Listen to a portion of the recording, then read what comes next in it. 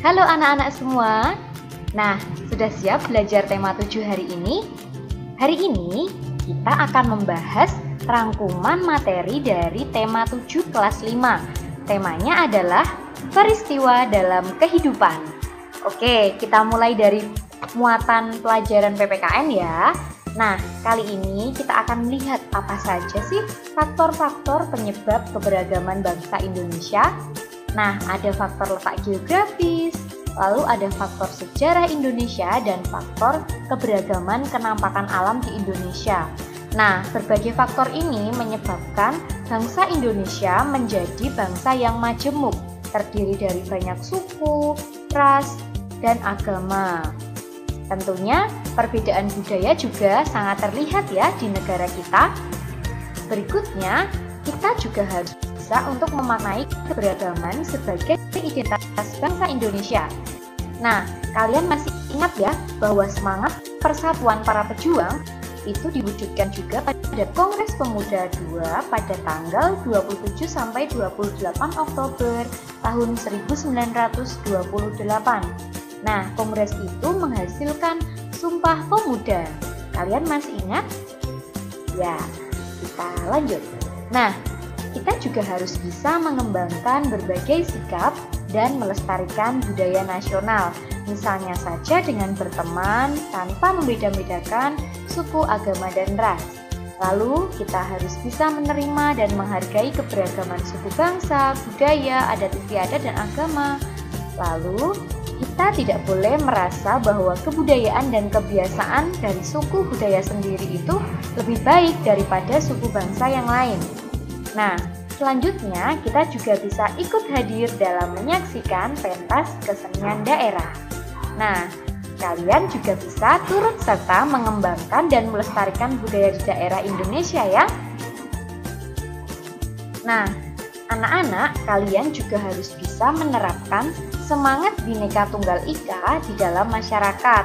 Kalian bisa turut membantu korban bencana alam, lalu ikut bekerja bakti, lalu bekerja sama tanpa membeda-bedakan suku, agama, dan ras.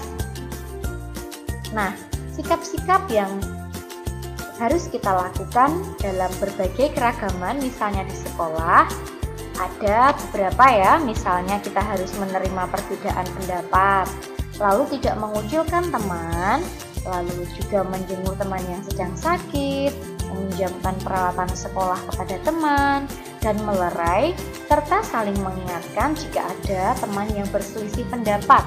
Nah, ini semua supaya kita bisa hidup rukun. Nah, anak-anak, tahukah kalian unsur-unsur kebudayaan suku bangsa di Indonesia?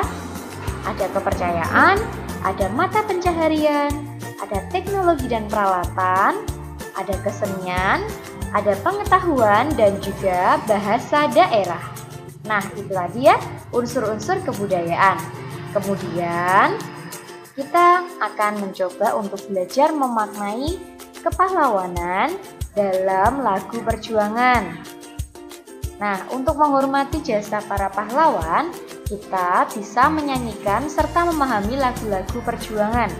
Nah, setiap lagu itu tentunya memiliki makna dan gambaran sikap kepahlawanan para pejuang dalam meraih kemerdekaan ya. Jadi lagu perjuangan itu seperti itu isinya ya. Salah satunya adalah lagu syukur ciptaan H. Mutahar. Nah, ini itu isinya menceritakan perjuangan para pahlawan dengan berani dan gigih mengusir para penjajah untuk merebut kemerdekaan Indonesia. Lalu, kita sebagai generasi muda, cara meneruskan perjuangan para pahlawan adalah dengan mengisi kemerdekaan dan semangat persatuan. Nah, kita juga harus bisa meneladan sikap para pahlawan dalam kehidupan sehari-hari ya. Berikutnya, kita akan belajar tentang fungsi dan kedudukan Pancasila dalam masyarakat Indonesia. Nah, Pancasila itu berfungsi sebagai dasar negara, artinya dasar segala aturan hukum. Lalu, Pancasila sebagai pandangan hidup dan ideologi bangsa, artinya Pancasila sebagai sistem nilai yang ideal dan diyakini kebenarannya. Lalu yang ketiga, Pancasila sebagai kepribadian bangsa. Nah, ini menunjukkan ciri khas yang membedakan bangsa kita dengan bangsa yang lain. Itu tadi fungsi dari Pancasila. Nah, berikutnya kita akan belajar bahasa Indonesia. Nah, materinya tentang teks narasi. Teks narasi sejarah itu adalah teks yang berisi tentang cerita peristiwa sejarah yang terjadi pada masa lampau. Nah, untuk mengetahui informasinya, maka kita dapat mencermati dan menggali berbagai isi dari teks dengan cara menjawab pertanyaan yang disajikan. Nah, kita bisa menggunakan kata tanya, misalnya 5W, 1H, atau juga biasa kita kenal dengan adik simbab. Ini untuk mencari informasi dalam teks narasi sejarah. Lalu, peta pikiran. Nah, kita ingat kembali bahwa peta pikiran itu adalah cara mencatat dan memetakan ide atau gagasan setelah membaca sesuatu dengan cara yang kreatif dan efektif, biasanya dalam bentuk bagan-bagan ya. Lalu kita bisa menuliskan kesimpulan teks narasi sejarah. Jadi kesimpulan itu adalah inti dari suatu bacaan. Tujuan kesimpulan adalah untuk memudahkan seseorang untuk memahami garis besar teks secara keseluruhan. Nah, berikut ini langkah-langkah menulis kesimpulan. Tentunya kita harus menentukan ide pokok dari setiap paragraf ya, lalu menuliskan kembali ide pokoknya menjadi beberapa kalimat menggunakan bahasa kita sendiri, tetapi dengan memperhatikan ejaan dan pemilihan kata. Lalu kita belajar surat undangan. Nah, surat undangan merupakan surat yang berisi pemberitahuan dan permintaan kesediaan seseorang untuk menghadiri suatu acara atau kegiatan. Nah, ini contoh surat undangan ya. Yang pertama kita belajar surat undangan resmi. Nah, ini adalah surat undangan yang digunakan atau dikeluarkan oleh lembaga. Lalu yang ini adalah surat undangan tidak resmi. Ini biasanya dibuat atas nama pribadi. Kemudian contoh-contohnya adalah undangan ulang tahun, pernikahan, pentas seni sekolah, syukuran kelahiran bayi, dan lain-lain. Ini contohnya ya. Kemudian ini ada perbedaan surat resmi dan tidak resmi. Nah, yang pertama pada penggunaan kop.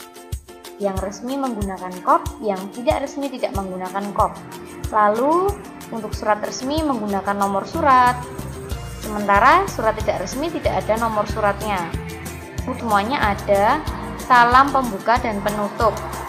Untuk yang resmi tentunya menggunakan bahasa yang baku. Sementara yang tidak resmi menggunakan bahasa yang tidak baku atau bebas. Kemudian penulisan alamat juga harus sesuai dengan alamat yang dituju. Kalau surat tidak resmi, penulisan alamatnya sangat variatif. Kemudian format surat sudah ditetapkan untuk surat resmi, sedangkan format surat tidak resmi itu dapat dikreasikan oleh penulisnya. Nah, ini ada unsur-unsur surat resmi ya, ditunjukkan bagian-bagiannya dari nomor 1 sampai 6. Ada kepala surat, ada tanggal surat, ada nomor surat, ada alamat yang dituju, ada isi suratnya, lalu ada pengirim surat. Nah, ini untuk penutupnya ya. Lalu surat resmi tadi, unsur-unsurnya tadi sudah disebutkan, ini penjelasannya ya. Kemudian kita belajar IPA yuk. Nah, ini tentang sifat-sifat benda padat, cair, dan gas.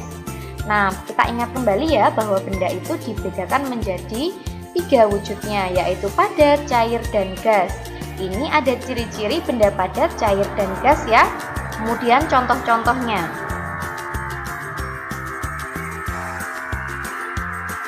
Lalu perubahan wujud benda. Nah, perubahan wujud benda itu dipengaruhi oleh kalor atau panas.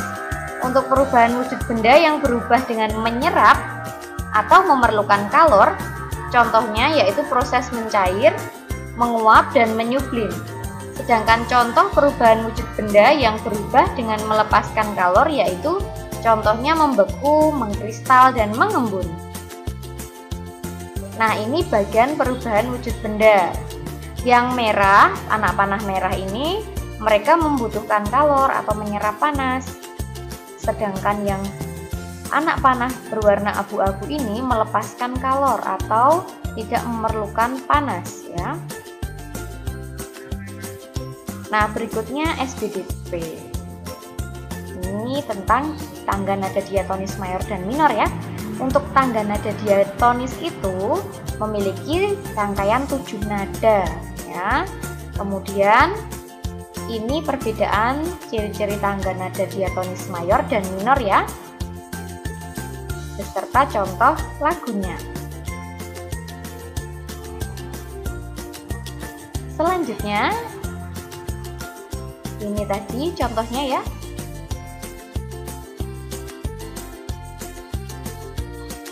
Nah, untuk lagu wajib, ini adalah lagu yang wajib dipelajari oleh siswa dalam rangka menanamkan rasa cinta tanah air, menghargai jasa pahlawan, dan membakar semangat perjuangan agar selalu menyala.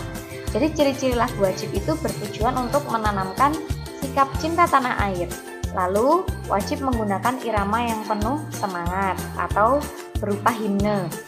Kemudian lagu wajib diajarkan, dipelajari dan dihayati sesuai dengan maksud dan tujuan yang terkandung di dalamnya. Ini contoh-contoh lagunya ya. Kemudian pola lantai pada gerak tari kreasi daerah. Ini ada pola lantai vertikal. Nah, jadi pola lantai ini agar menari atau tarian terlihat lebih menarik.